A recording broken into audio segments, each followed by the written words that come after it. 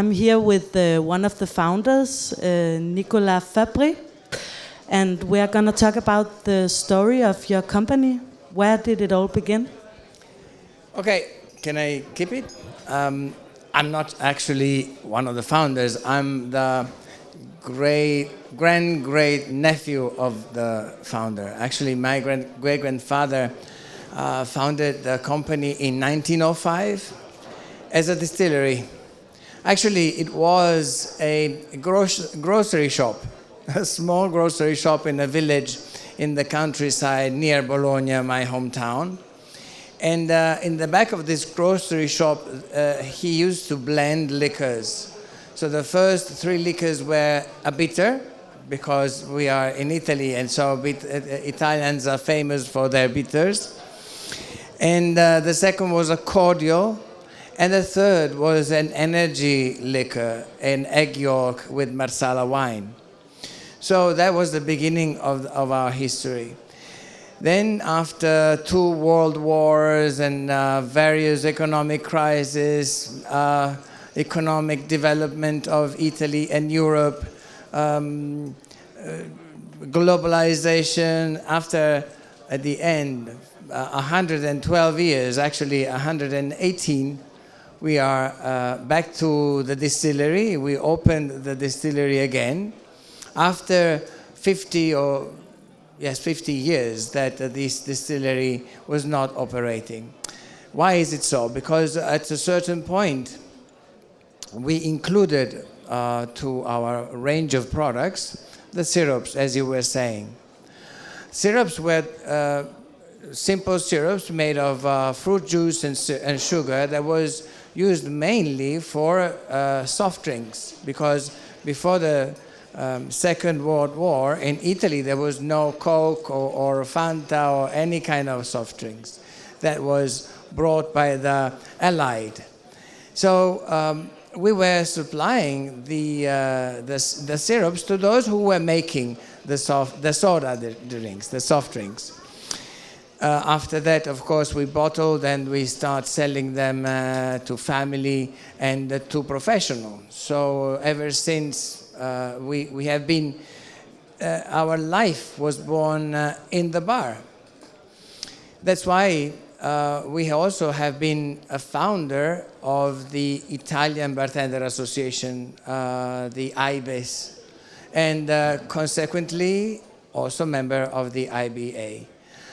Our company today is divided into 2 main sections, let's say. One is dedicated to the syrups and the liquors, and all those ingredients that are made for bartenders and also for the home consumption. The second part is dedicated to the pastry chefs and the gelato makers, because we are world leaders in making the ingredients to make this beautiful, typically Italian dessert. So what is the biggest milestone in the company's history? Well, I think is a product that has become our icon, is a product that my great-grandmother created. It's a cherry, it's a sour cherry, preserved in syrup, and it's called Amarena Fabbri. And actually Denmark is one of the countries in which our Amarena Fabbri is best known.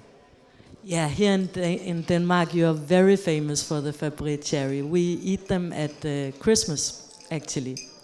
Tell me, which product in Italy, which of your products are most famous? Well, in our country, we are market leader in the syrups. Every household, every supermarket in Italy carries our syrups. And of course the Amarena cherry. Other products that are consumer products like sauces for decorating ice cream or cakes at home. And as far as the on-trade concern, we have, of course, the syrups. We have the ingredients for gelato. So in every sector in which we operate, which are niches, we are leader. Where do you see your company in, let's say, 10 years' time?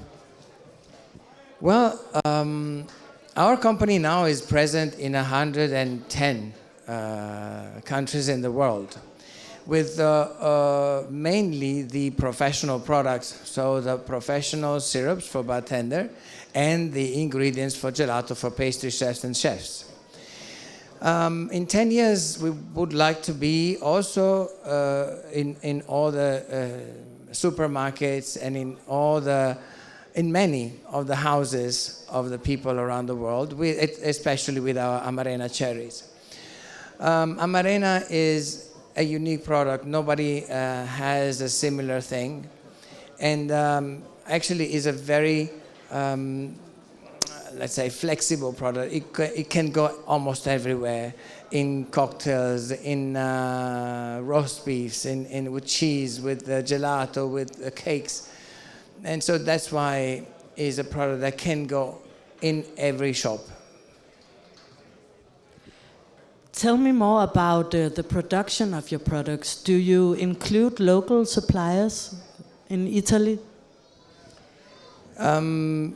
I think that 80% of our ingredients are from Italy. We only have one company, one factory in Bologna, our hometown, and everything is produced there with 80% Italian ingredients. So we produce 1,300 different SKUs. So the factory is completely automatized, and we have the ultimate technology, because we also try to keep everything as natural as possible. So we have eliminated all the artificial flavors or colors. We are trying to put into the technology the capability of creating a natural product, but that has a long shelf life. In our trade, we need to have products that last for a long time, because we ship everywhere in the world. So we cannot afford to have a very short shelf life product. But to keep this, we have to adopt a very high technology.